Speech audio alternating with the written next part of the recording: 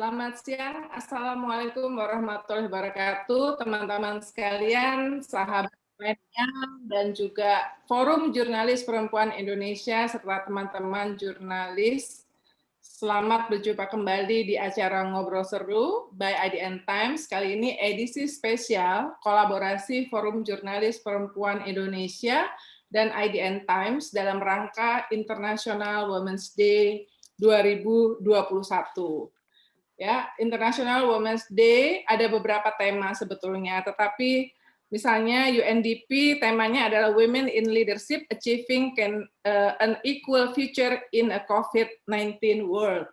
Kemudian juga ada hashtag Choose to Challenge, bagaimana perempuan dengan momentum International Women's Day 2021 itu berkontribusi menciptakan dunia yang lebih inklusif ya bagi semuanya.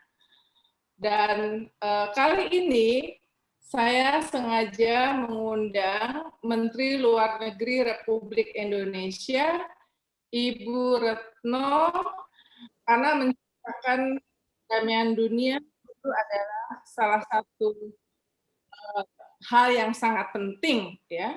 Tidak hanya bagaimana Indonesia berkontribusi, tetapi juga kita melihat situasi di sekeliling kita memang sedang luar biasa, ya. Dan Ibu Menlu ini adalah penjuru dari pemerintahan Republik Indonesia dalam berbagai kegiatan menciptakan perdamaian dunia. Selamat siang Ibu Menlu, terima kasih, salam sehat. Terima kasih Mbak Uni, Ibu Bapak, selamat siang, semoga sehat selalu.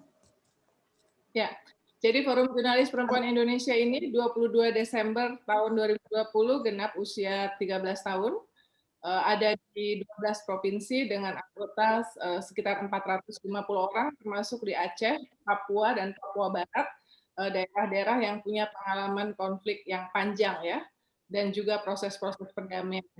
IDN Times adalah media yang menargetkan milenial dan Gen Z. Pertanyaan saya, karena Bu Menlu ini sedang dalam pekan terakhir, terutama sejak 1 Februari 2021 ketika pecah di Myanmar, terus melakukan shuttle diplomasi karena ASEAN diharapkan menjadi berperan penting ya untuk mencoba mencari solusi dari konflik di sana. Bu Menlu, pertanyaan saya yang pertama adalah apa yang selama ini highlight dari upaya Kementerian Luar Negeri yang dilakukan oleh Ibu dalam menciptakan perdamaian dunia, terutama dari solusi di konflik. Saya tahu Ibu juga aktif di perempuan pada saat di Afghanistan, ya, peran perempuan dalam perdamaian. Silakan. Baik, Mbak Uni, sekali lagi terima kasih undangannya dan terima kasih sudah mengatur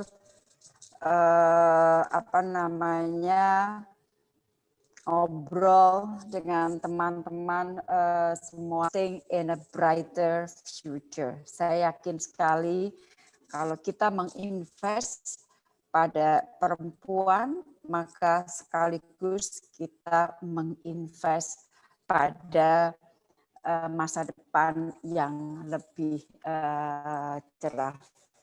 Teman-teman yang saya hormati, untuk menjawab pertanyaan Mbak Uni tadi, mungkin sekaligus aku ingin rangkum dengan situasi pandemi tentunya.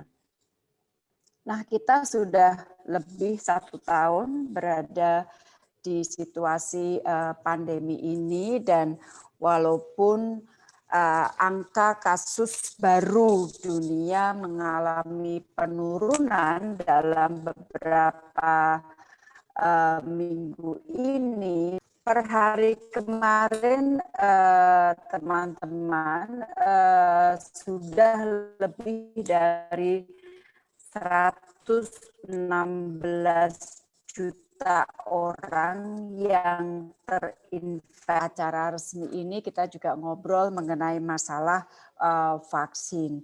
Vaksin ini memang menimbulkan hope menimbulkan harapan baru. Dan kita lihat datanya sejauh ini sudah ada sekitar 112 negara yang sudah memulai vaksinasi.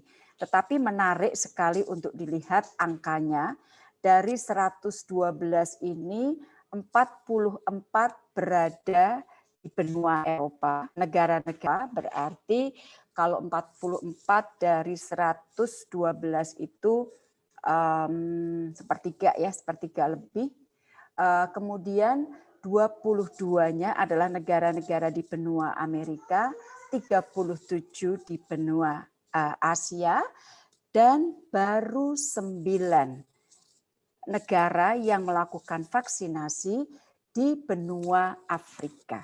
Nah, data ini tentunya menunjukkan satu tadi harapan, tetapi tantangan.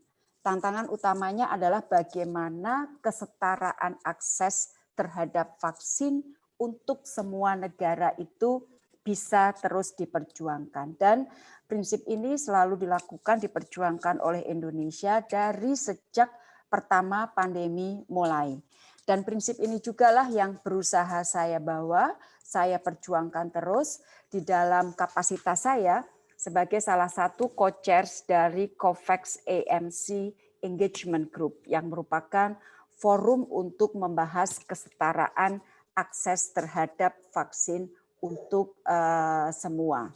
Nah, tantangan lain selain masalah kesetaraan adalah teman-teman pasti tahu dalam beberapa hari ini sudah mulai muncul berita mengenai varian baru. Varian baru ini sendiri sebenarnya sudah terjadi di banyak negara dan Indonesia juga sudah mulai ditemukan adanya varian baru. Sejauh ini varian-varian itu dikenal dengan varian dari Inggris, Afrika Selatan, dan Brasil.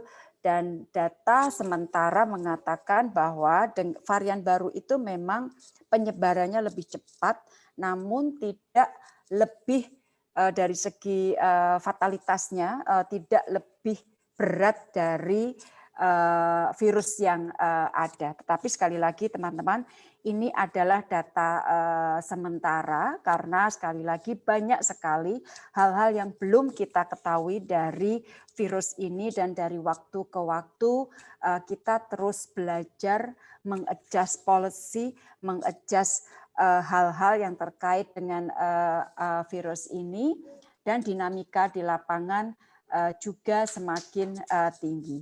Magnitude dampak dari pandemi ini sangat besar bagi kehidupan kita, termasuk upaya perdamaian yang terus diupayakan oleh kita di berbagai belahan dunia.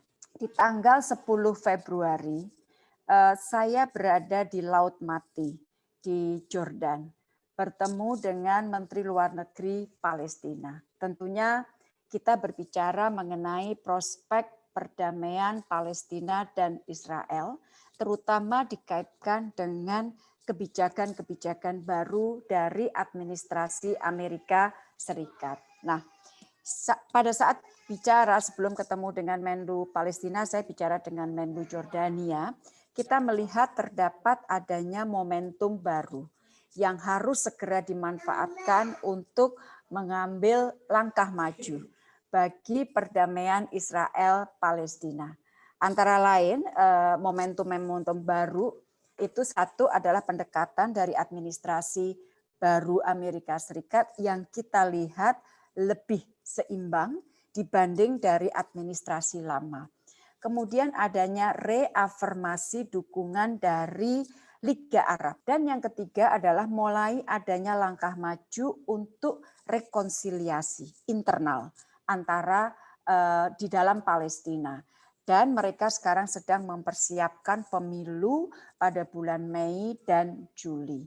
Jadi sekali lagi ada momentum baru yang menimbulkan harapan, tetapi momentum ini harus terus kita hidupkan, tidak boleh kita lepas, dan kita sangat berharap agar perundingan yang sudah berhenti cukup lama ini dapat segera dilakukan. Nah, pandemi ini memberikan juga pengaruh terhadap kehidupan rakyat Palestina.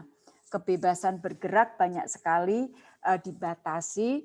Ini tidak hanya konsiderasi dari sisi kesehatan ya, kebebasan bergerak memang harus dibatasi, tetapi ada konsiderasi-konsiderasi lain pada saat kita bicara mengenai kebebasan bergerak di dalam konteks Palestina dan Israel. Jadi pada saat kita melihat Afghanistan, maka kita melihat upaya untuk atau agar negosiasi dapat segera dimulai, tampaknya masih perlu upaya yang luar biasa karena sudah cukup lama. Jadi so far mereka sudah bisa mesepakati tornya katakanlah, tetapi belum masuk kepada negosiasi substansi antara Taliban dengan Kabul, dengan pemerintah Afghanistan.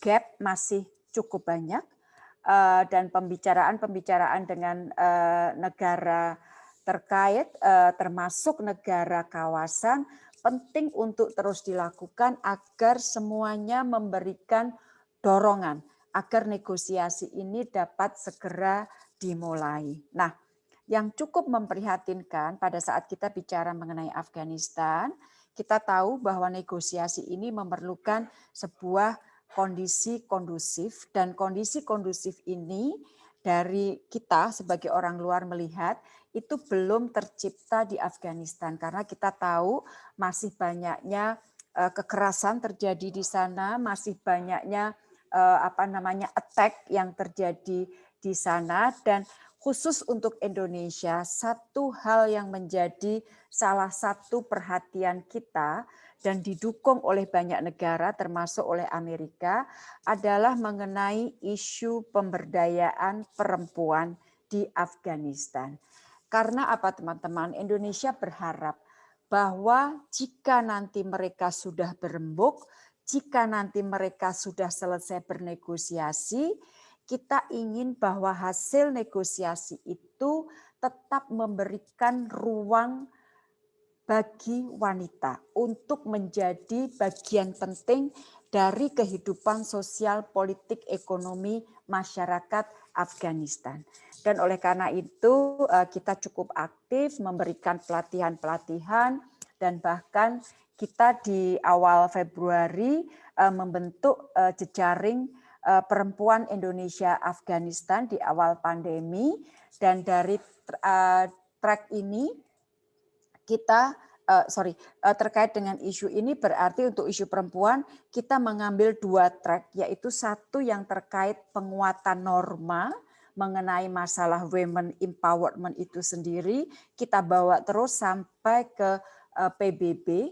Yang kedua adalah dalam konteks atau track yang lebih konkret, yaitu penguatan kapasitas melalui berbagai macam pelatihan. Dan untuk Afghanistan ini Indonesia memiliki credential yang cukup baik untuk bicara mengenai women empowerment karena kita tahu kita ini adalah negara dengan penduduk Muslim paling besar di dunia, tetapi kita juga cukup maju dalam isu pemberdayaan perempuan. Nah, sekarang saya masuk ke isu yang tadi juga disebut adalah mengenai Myanmar.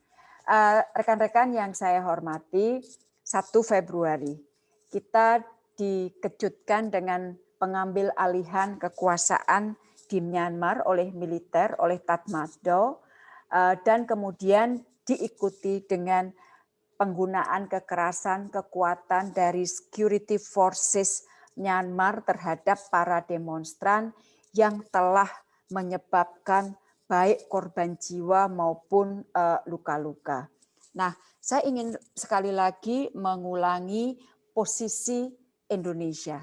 Jelas, menurut saya tegas dan juga konsisten. Pertama, kita selalu mengatakan bahwa safety and well-being dari masyarakat Myanmar menjadi prioritas nomor 1. Oleh karena itu, kita mendesak pasukan keamanan Myanmar menghentikan penggunaan kekuatan dan kekerasan. Yang kedua, kita mendesak agar demokrasi dikembalikan dan kita meminta agar the will and the interest of the people is respected. Kemudian kita juga mendesak dilakukannya dialog inklusif di antara mereka, terutama antara NLD dan TMD. TMD itu adalah Tatmadaw. Untuk dapat dilakukannya dialog, sekali lagi diperlukan kondisi kondusif, termasuk kondisi kondusif ini kita lihat harus dilepaskannya tahanan-tahanan politik. Dan di dalam pertemuan Indonesia juga mengingatkan, tidak hanya di pertemuan sih sebenarnya, dari sejak awal dan di pidato di statement Presiden juga dijelaskan bahwa penting bagi seluruh negara anggota ASEAN untuk menghormati dan memberlakukan ASEAN Charter di dalam satu kesatuan. Kalimat dalam satu kesatuan ini penting sekali sehingga kita tidak hanya terfokus pada isu non-interference yang tentunya penting dan harus terus dihormati, tetapi ada juga kewajiban dari negara-negara anggota ASEAN untuk menjaga demokrasi, good governance, constitutional government, penghormatan terhadap HAM, rule of law, dan sebagainya. Sehingga pelaksanaan prinsip dan nilai-nilai yang tertera di dalam ASEAN Charter secara keseluruhan memang harus dilakukan. Nah, dari situ kemudian kita bergerak dan saya sempat melakukan shuttle diplomasi 2 minggu untuk membuat ASEAN bisa sepakat perlu kita segera duduk bicara mengenai situasi di Myanmar. Dan kita sudah lakukan pertemuan informal ASEAN sudah dilakukan minggu yang lalu dan hampir semua negara ASEAN mengirimkan pesan paling tidak 3, stop use of force, kemudian pelepasan tahanan politik dan juga mengencourage terjadinya dialog. Dan memang amat disayangkan bahwa seruan ini belum direspon dengan positif, dengan baik oleh Myanmar. Dan Jumat berarti 1 hari setelah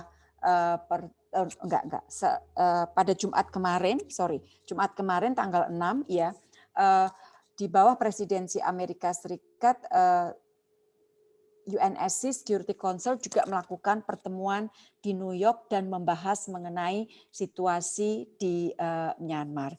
Dan sebagaimana teman-teman ketahui, kita berusaha melakukan komunikasi dengan semua pihak di lapangan agar kita dapat memperoleh gambaran yang lebih lengkap mengenai kondisi lapangan. Dan yang saya temukan teman-teman, ini yang menarik adalah sebagian besar malah dari kontak-kontak yang ada di lapangan itu adalah perempuan-perempuan dari berbagai macam bangsa. Dan sebagai informasi agak nyimpang sebentar dari urusan Myanmar, di Asia Tenggara sendiri Indonesia sudah menginisiasi pembentukan jejaring untuk mediators dan negotiators perempuan. Tentunya kalau negotiators juga terkait dengan pemberdayaan atau pendidikan untuk para diplomat perempuan Indonesia. Kita juga sudah memberikan pelatihan kepada diplomat-diplomat perempuan Asia Tenggara. Dengan mediator saya juga terhubung dan memiliki komunikasi yang kuat dengan para mediators perempuan di Asia Tenggara, termasuk pada saat kita membahas isu Myanmar ini, saya juga menggunakan jejaring mediators mediators perempuan Asia Tenggara.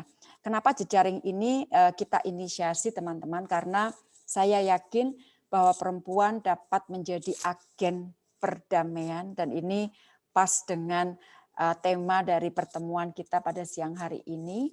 Dan selain agen perdamaian, saya sangat mengharapkan kaum perempuan ini juga dapat menjadi agen toleransi.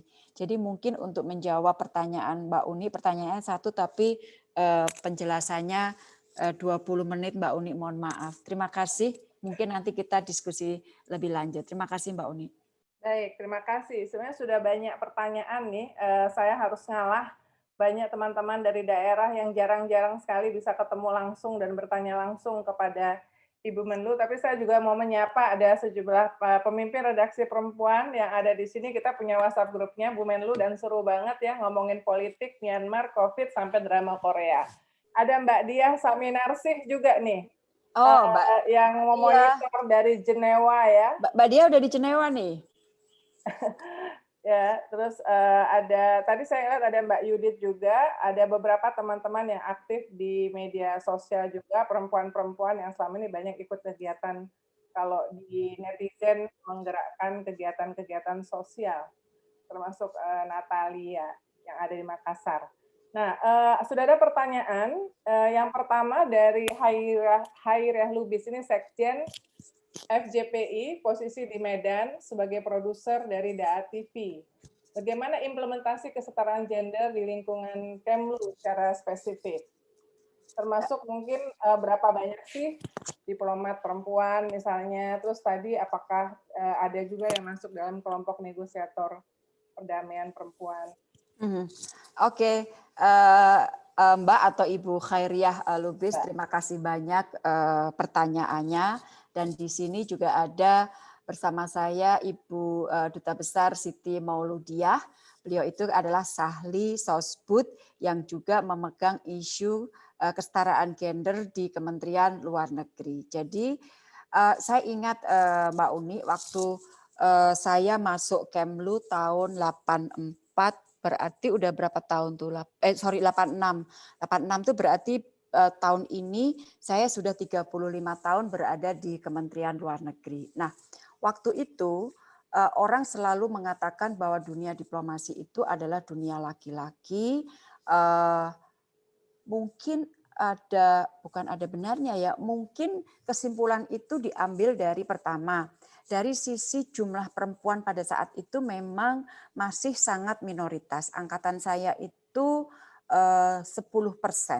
Rata-rata angkatan itu 10%, terus kemudian ada beberapa yang di tengah jalan memutuskan untuk berhenti atau keluar atau menikah dengan sesama diplomat, karena dulu kalau kita menikah dengan sesama diplomat, maka salah satu harus mengundurkan diri. Nah, ini sekarang tidak. Sekarang kebijakan itu sudah kita tiadakan. Sehingga anak-anak kita, laki perempuan diplomat yang menikah satu sama lain, mereka tidak perlu satu di antaranya mengundurkan diri. Ini merupakan salah satu afirmatif kebijakan yang diberlakukan agar para diplomat perempuan juga dapat memberikan kontribusi di dalam bidang pekerjaannya. Nah, kemudian kita tarik di dalam perjalanannya, kalau dulu 10%, kemudian kalau menikah harus mundur salah satu, dan dalam banyak kasus mostly yang mundur itu adalah perempuan. Sekarang di dalam mungkin 10 tahun terakhir atau 15 tahun terakhir, dan itu betul-betul mulai didobrak pada saat Pak Hasan Wirayuda, kita melihat persentase diplomat yang masuk ke Kemlu itu 45, 55, kadang-kadang 50, 50, dan kadang-kadang 52, 48, 51, 49. Intinya sudah sebanding, sudah sama dengan laki-laki. Dan ditunjang dengan kebijakan-kebijakan afirmatif, mudah-mudahan mereka akan dapat bertahan di dalam profesi tersebut. Nah, selain itu, kalau kita lihat perempuan, jadi kita tuh dan waktu itu tuh yang melakukan data atau melakukan riset itu sebenarnya Pak Hasan dan juga zamannya Pak Marty. Kalau kita melakukan pendidikan, maka kalau misalnya diambil 10 besar teratas ya dari setiap kali pendidikan, di situ ternyata perempuannya cukup banyak. Jadi perempuan diplomat-diplomat perempuan itu dia bukan hanya menjadi diplomat biasa, tetapi diplomat yang luar biasa. Dan kalau dari saya sendiri, di kantor saya isinya lebih banyak diplomat perempuan di kantor saya yang tiap hari mendukung pekerjaan saya, dan saya tidak punya komplain sama sekali. Mereka itu perempuan yang berani, yang tidak gentar tidak tahan tekanan dan sebagainya, tetapi penting bahwa harus ada kebijakan afirmatif yang memang harus diberikan sehingga enabling environment-nya itu tercipta bagi perempuan untuk dapat berkontribusi. Dan di Kemlu kita sebelum pandemi, sekarang sih ditutup sementara, kita punya apa sih namanya ruangan untuk penitipan anak-anak. Namanya apa sih, Bu Nining, namanya apa sih? Saya kok lupa tiba-tiba. Jadi diplomat perempuan yang memiliki anak kecil, dia bisa membawa anaknya ditaruh di kantor, di situ ada kita ini pengasuh-pengasuh kita hire yang memang betul-betul profesional, sehingga pada saat break misalnya anak-anak ini bisa bermain dengan anaknya, bisa memberikan ASI dan sebagainya. Banyak sekali kebijakan kita itu tadi hanya saya ambil yang beberapa, tetapi kebijakan mainstreaming gender sudah otomatis masuk di dalam kebijakan Kementerian Luar Negeri. Intinya itu Mbak Khairia. Baik, terima kasih Bu Menlu. Selanjutnya dari Jawa Timur, Ketua FJPI Jawa Timur, Tri Ambarwati, yang juga produser di MNC TV. Silakan Tri. Berdasarkan pengalaman Ibu sendiri berinteraksi dengan pejabat tinggi perempuan, Ibu, apakah ini ada semangat kesetaraan atau sehingga lebih mudah menjalin kerjasama? Artinya woman support woman, atau bahkan kalau perempuan itu malah tidak suka bekerja sama dengan perempuan, Bu? Atau ada contohnya mungkin? Aku bicara dunia internasional dulu ya. Jadi Mbak Tri, terima kasih pertanyaannya. Jadi saya kira satu, kemitraan kita dengan laki-laki mau nggak mau memang harus kita perkuat ya. Karena tidak mungkin juga kita bisa melakukan atau berkontribusi tanpa kemitraan kita dengan kaum laki-laki. Di rumahku pokoknya kemitraan itu memang harus jalan terutama. Nah, yang kedua, women support women. Saya kira itu perlu sekali. Saya ingin berikan contoh para menteri luar negeri. Kita ini punya grup arisan sih sebenarnya, kayak grup arisan yang setiap tahun sekali setahun itu ketemu di sela-sela pertemuan sidang umum PBB. Jadi biasanya di bulan September, Oktober itu kita semua kan ada semua menteri luar negeri itu pasti ada di UN di titik yang sama 1 minggu itu, dan di 1 hari malam itu pasti para menteri luar negeri perempuan itu bertemu asik sekali, tapi tetap kita bicara mengenai isu politik luar negeri, terutama yang terkait dengan isu gender. Nah, selama 2 tahun kemarin kita banyak sekali bergerak untuk isu gender dalam konteks pasukan perdamaian dunia. Karena kita semua PBB dan juga negara-negara dunia ingin agar porsi peacekeepers perempuan itu dapat ditingkatkan. Tetapi sekali lagi untuk meningkatkan porsi tersebut maka perlu ada policy, perlu ada pemberdayaan, perlu ada macam-macam yang memang harus dilakukan dari PBB kemudian turunannya kepada negara-negara anggota. Nah, disitulah saya melihat kekuatan kita, bond kita sebagai sesama perempuan itu sangat kuat dan saling membantu. Dan bahkan kalau ada menteri perempuan yang baru dilantik gitu kan, misalnya yang terakhir di wilayah kita itu menteri luar negeri dari New Zealand Nanaya, dan juga dari Timor Leste juga perempuan. Itu otomatis kita langsung ngeklik telepon dan satu sama lain dan lebih gampang sekali komunikasinya. New Zealand misalnya hari Kamis dia Rabu malam sekali, itu sudah malam sekali di New Zealand, dia nge-text Retno, can I talk tomorrow morning? Saya bilang oke, tomorrow morning jam berapa di waktumu? Oke, sepakati jam 9 waktu Jakarta, berarti tambah 6, berarti waktu jam 3 waktu New Zealand. Udah kita janjian dan cepat sekali komunikasinya tanpa harus melalui kantor masing-masing saling berhubungan, kita nge-text dan ada sekali lagi ada ikatan satu sama lain antara perempuan untuk saling menguatkan dan untuk memperjuangkan isu-isu yang terkait perempuan. Ada pertanyaan dari Yose Piliang, wartawan senior posisi di Medan. Ibu Menteri, hingga kini saya melihat belum ada sistem terpadu untuk memproteksi nasib PKW kita dengan sistem real, mudah, dan terkoneksi. Akibatnya banyak masalah yang sudah terjadi dulu hingga kini masih juga terjadi. Pada saat kita bicara mengenai masalah tenaga kerja Indonesia yang bekerja di luar negeri, maka mau tidak mau kita bicara mengenai masalah perempuan karena sebagian besar dari mereka adalah perempuan. Dan yang memang harus dikuatkan lebih banyak, adalah sistem proteksi dari awal, dari hulunya, Mbak Hose. Dalam arti rekrutmennya, penyalurannya, dan sebagainya, dan sebagainya. Oleh karena itu, kita sedang melakukan negosiasi dengan berbagai negara agar ada proteksi berdasarkan perjanjian dengan mereka. Nah, apa yang terjadi di lapangan?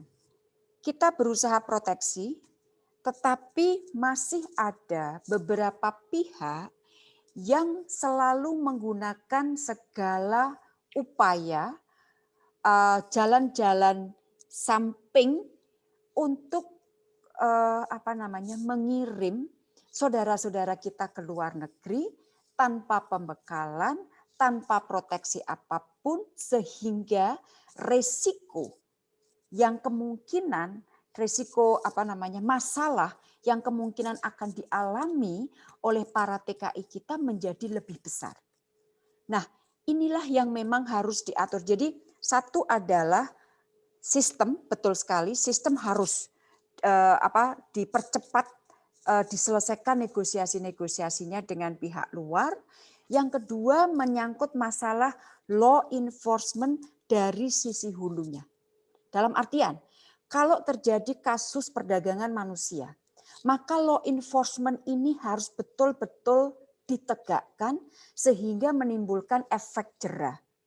Saya kalau sudah bicara mengenai masalah tenaga kerja perempuan itu berapi-api, bisa panjang karena saya sangat tidak bisa melihat saudara-saudara perempuan kita ini selalu mengalami masalah karena masalah pengiriman yang tidak baik, yang tidak melalui sistem yang ingin kita buat, kita rapikan secara baik. Nah, oleh karena itu setuju kita buat sistem yang bagus, law enforcement kita tegakkan. Di luarnya, di hilirnya, ini adalah tugas para diplomat kita, para atase kita untuk memproteksi pelindungannya kalau terjadi masalah. Tetapi isu pelindungan ini juga tidak akan maksimum hasilnya kalau di hulunya tidak dibenahi. Jadi dari waktu ke waktu kita lakukan pembenahan, kunci pembenahan di hulu, di hilir kita lebih mudah proteksinya, misalnya seperti app Safe Travel itu adalah untuk memudahkan perlindungan, tetapi perlindungan upaya hilir tidak akan maksimal sekali lagi kalau hulu tidak dirapikan dengan baik dan law enforcement tidak betul-betul dilakukan untuk menimbulkan efek deterrence. Terima kasih. Mbak Diah sudah siap untuk on cam. Silakan Mbak Diah mau menjawab pertanyaan Bu Menlu. Tadi katanya harus memasang Sanggup. Silakan. Ibu Menlu, saya masih hai Mbak Diah, where are you? Ada di mana? Masih di Jakarta, Ibu. 1 minggu. Di Jakarta. Oke, then. Silakan Mbak Diah. Greetings. Enggak, Ibu. Mbak Uni, saya juga banyak belajar dari Bu Menlu. Dan bagaimana apa yang Bu Menlu tadi sampaikan itu adalah yang beliau lakukan untuk mensupport tenaga kerja perempuan, karena saya juga tenaga kerja perempuan yang ini tenaga kerja perempuan elit nih ya. Ya, di sama WHO. Ibu support dari Ibu Menlu yang menguatkan sejak pertama kali bertemu beliau. Beliau kenal saya sejak saya ikut Bu Nila Muluk dan selalu saya merasakan dukungan beliau yang dari jauh maupun dari dekat. Jadi yang beliau sampaikan barusan itu yang membuat saya bisa bertahan prinsip-prinsip dan untuk terus maju menjadi perempuan di WHO. Terima kasih banyak, Bu. Dan kita banyak sekali dibantu oleh Mbak Diah di WHO, apalagi dalam situasi pandemi ini. Jadi kita memiliki telinga, memiliki mata di WHO, nggak hanya Mbak Diah, tetapi ada beberapa orang Indonesia yang berada di WHO, dan kita selalu mengganggu Mbak Diah dan teman-teman yang lain untuk sekali lagi memperjuangkan kepentingan-kepentingan kita tanpa lupa harus memperjuangkan kepentingan negara lain juga. Pertanyaan berikutnya ada dari Umi Kalsum. Dia adalah FJPI Jakarta. Silakan Umi. Selamat siang Bu Menlu. Selamat siang Mbak Umi. Salam sehat. Salam sehat Bu. Iya. Oke. Ini Bu, ini berkaitan dengan pandemik. Selama pandemik ini kan para pemimpin perempuan dunia ya, terutama seperti Jerman, Denmark, Finlandia, Taiwan, Selandia Baru itu kan banyak sekali karena dalam penanganan pandemik itu dilihat dari angka kematian di negara-negara tersebut yang relatif rendah. Nah, karena mereka berbasis sains, kemudian komunikasi penuh empati dan inovatif, seperti yang dilakukan PM Selandia dengan menggunakan Facebook live chat, sehingga dia bisa berinteraksi dengan warganya. Nah, bagaimana tanggapan Ibu dengan apa yang dilakukan oleh pemimpin-pemimpin perempuan dunia ini, dan apakah itu bagian dari kekuatan women leadership? Terima kasih, Bu. Terima kasih Mbak Umi. Jadi kita observe bagaimana negara dunia merespons pandemi. Tentunya memang masing-masing negara memiliki karakter yang berbeda sehingga kita melihat bahwa responsnya ada yang sama tentunya, tetapi di sana-sini ada perbedaan, dan katakanlah bahkan di negara-negara yang sudah mapan pun kita melihat buka tutup juga banyak sekali terjadi, dibuka ditutup. Misalnya sekarang yang terakhir kemarin yang lapor adalah teman-teman dari Tokyo yang semula Jepang sudah beberapa daerah di Jepang akan dibuka, ternyata diperpanjang lagi 2 minggu, begitu juga di Australia dan sebagainya. Jadi perempuan tentunya memiliki kekuatan di dalam memimpin, tetapi tantangan yang dihadapi selama pandemi ini merupakan hal yang sangat luar biasa, extraordinary. Di New Zealand kemarin Auckland sempat ditutup, terus sekarang dibuka kembali. Jadi sekali lagi, para pemimpin berusaha sekuat tenaga untuk merespons pandemi ini, untuk memproteksi negaranya. Nah, saya sekarang kalau melihat situasi kita sekarang, tentunya kita masih jauh dari selesai. Tetapi kalau dilihat dari angka mengalami penurunan. Angka mengalami penurunan, dan saya kira banyak sekali dibantu oleh kedisiplinan masyarakat. Dulu kalau saya lagi jogging di luar, itu banyak banget lihat orang itu nggak pakai masker. Tapi sekarang kalau saya jogging, hampir semua orang yang berjalan, yang saya dapat lihat itu hampir semuanya memakai masker, demikian juga di tempat-tempat misalnya di supermarket mereka semuanya disiplin, dan saya yakin ini kontribusinya banyak sekali untuk penurunan angka penyebaran. Yang kedua, Pak Menkes sekarang Pak Menkes betul-betul mendasarkan semuanya pada data. Jadi data untuk misalnya bahkan data ditemukannya varian baru yang 2 yang di Indonesia itu, yang terjadi adalah begini. Kalau kita tidak melakukan genome sequencing, ya pasti nggak ketemu bahwa ada varian baru.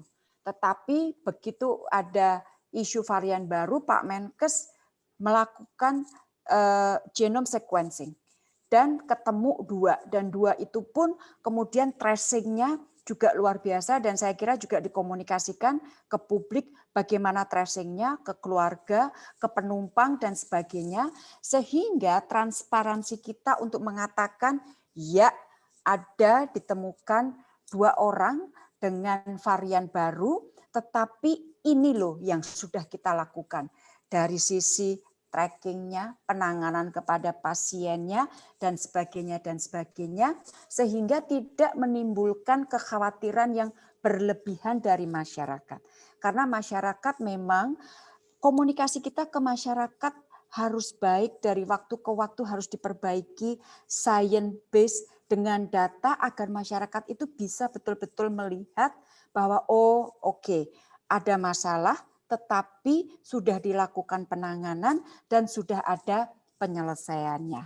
Terus mengenai masalah vaksin, kalau kita lihat Indonesia ini termasuk salah satu negara pertama di Asia Tenggara bersama dengan Singapura kalau tidak salah yang memulai vaksin di awal, jadi di bulan Januari. Ini juga merupakan hal yang perlu betul-betul disyukuri. Saya nggak kebayang kalau waktu itu kita nggak cepet-cepetan untuk mencoba mencari vaksin, saya nggak kebayang mungkin situasinya akan berbeda. Jadi sekali lagi Ibu Umi, kedisiplinan masyarakat, transparansi pemerintah dalam menjelaskan situasi, apa yang dilakukan oleh pemerintah, plus upaya untuk melanjutkan vaksinasi, saya kira 3 hal itu sangat penting bagi masyarakat, membangun confidence masyarakat, dan sekaligus menurunkan angka penyebaran virus itu sendiri. Sehat selalu Mbak Umi.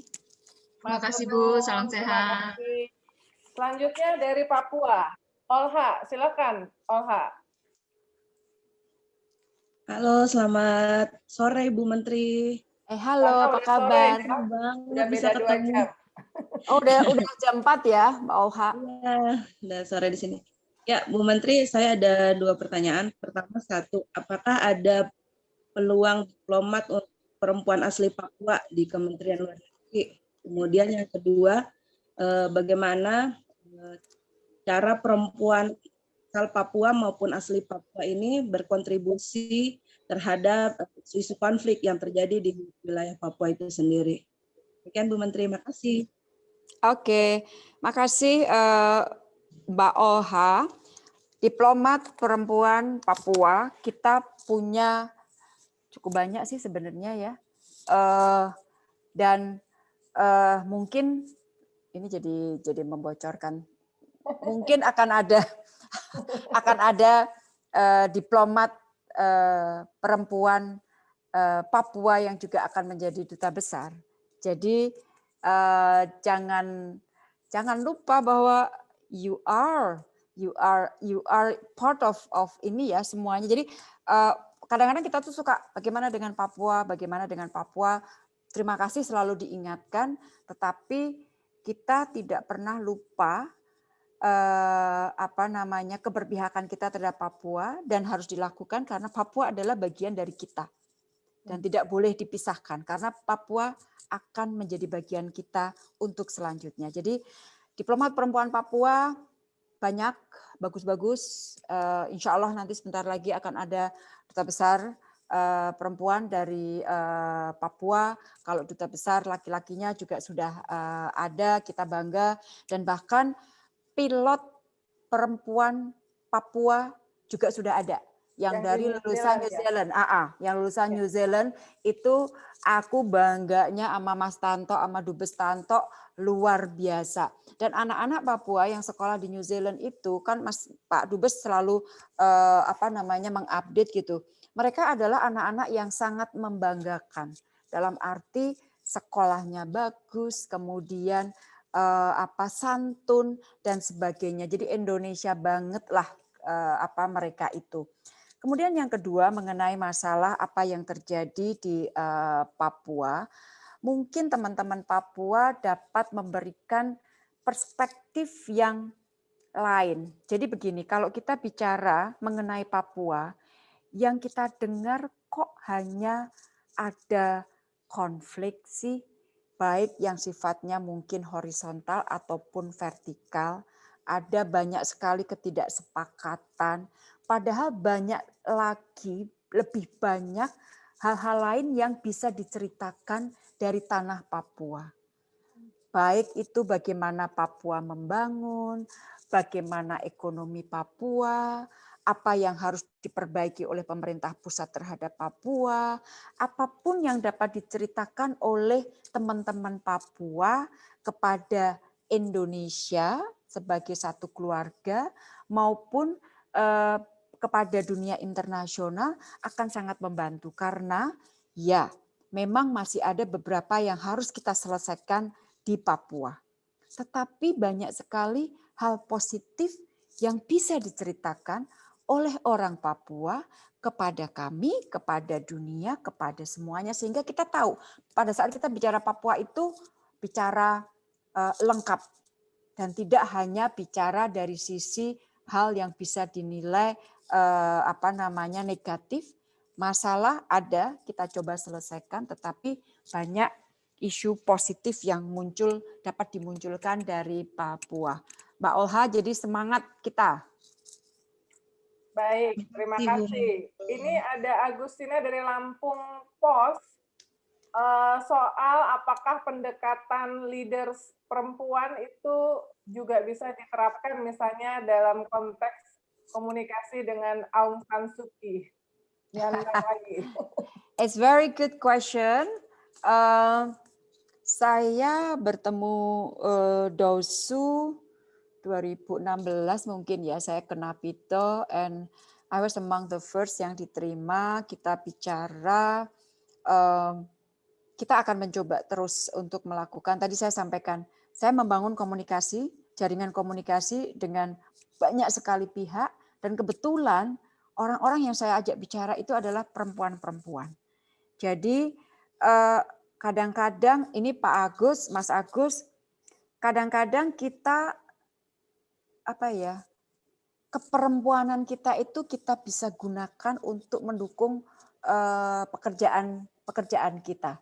Jadi dari hal-hal yang sepele, hal yang kecil yang mungkin oleh orang laki-laki nggak diperhatikan.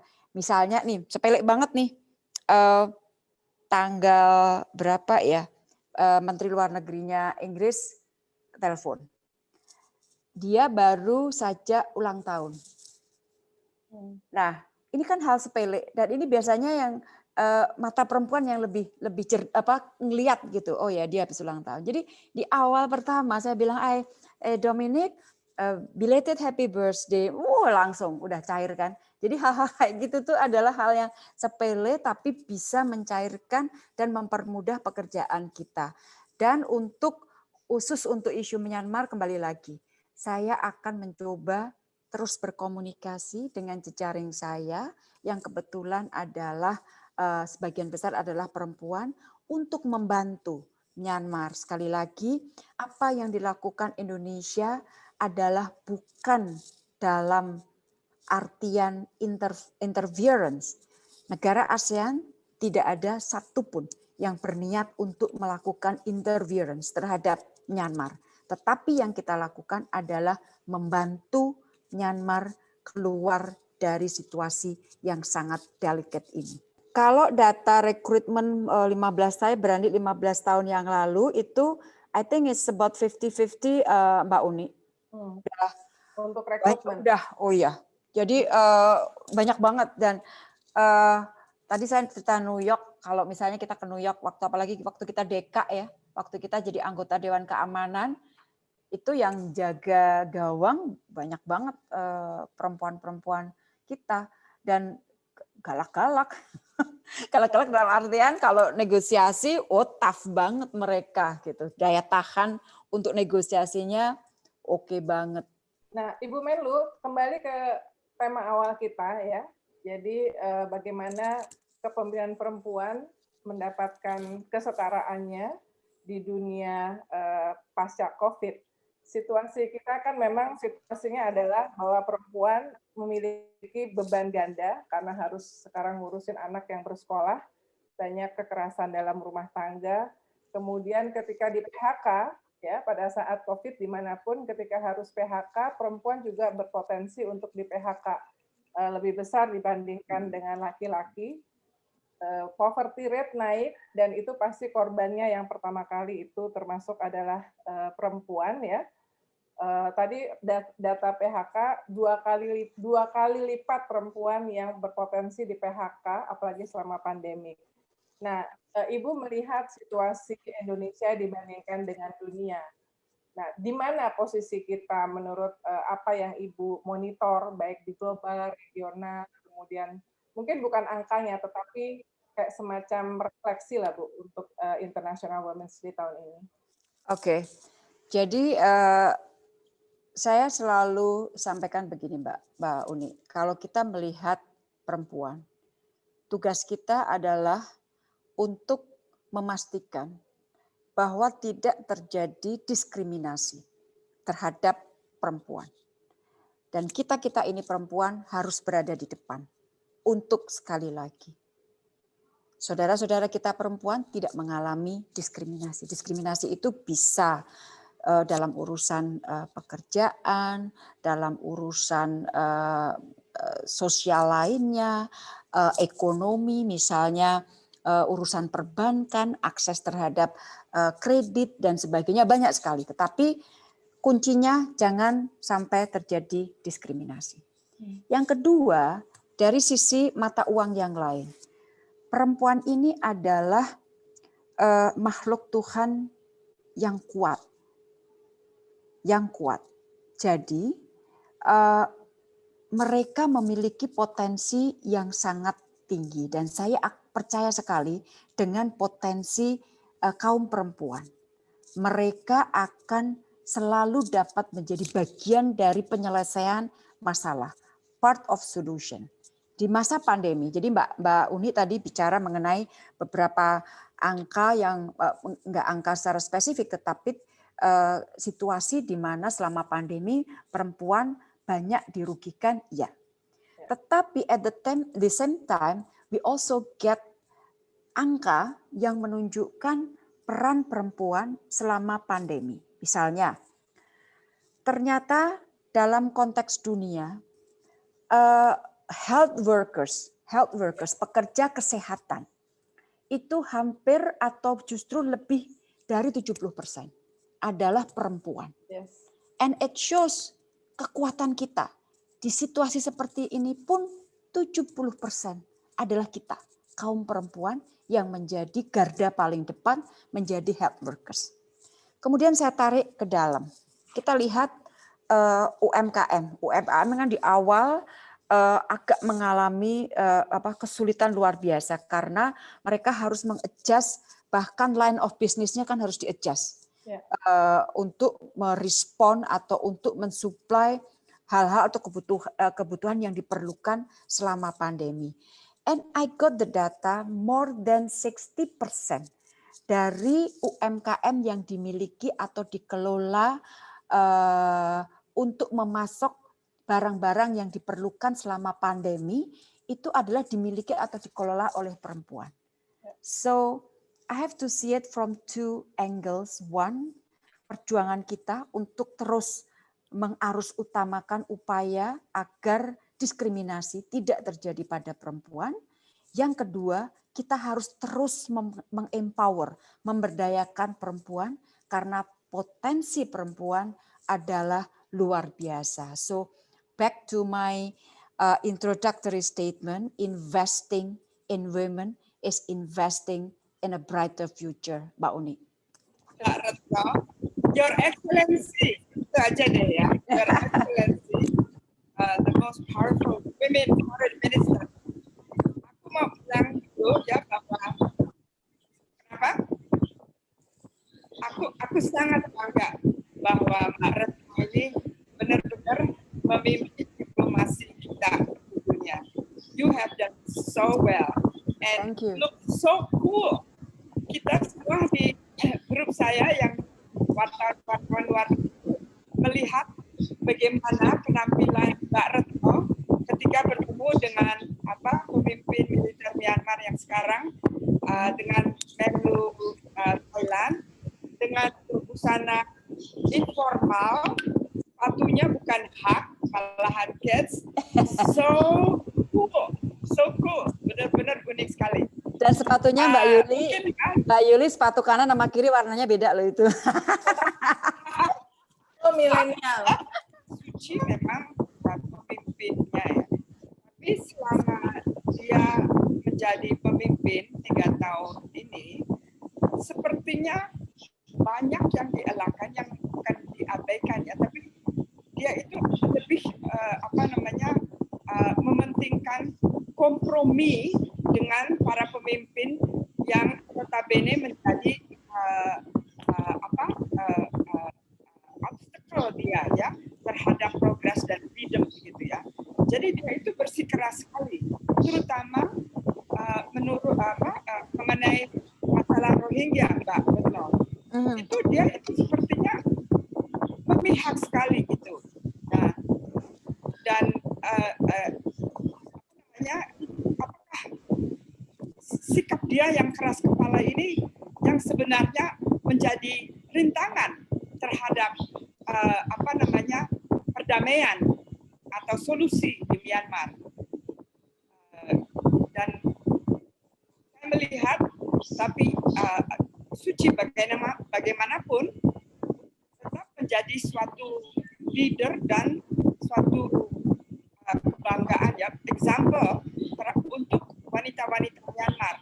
Saya melihat teman-teman saya dari Myanmar yang wanita itu, waduh, keras dan berjuang sekali, berani sekali untuk menghadapi tantangan yang sekarang. Baik, terima kasih Mbak Yuli. Ini aku harus berguru banyak nih dari Mbak Yuli, terutama. Mbak Yuli ini pernah wawancara Aung San Suu Kyi. Terutama mengenai masalah Myanmar yang semakin banyak informasi yang kita peroleh, mungkin akan semakin dapat kita memetakan atau berusaha untuk berkontribusi. Nah,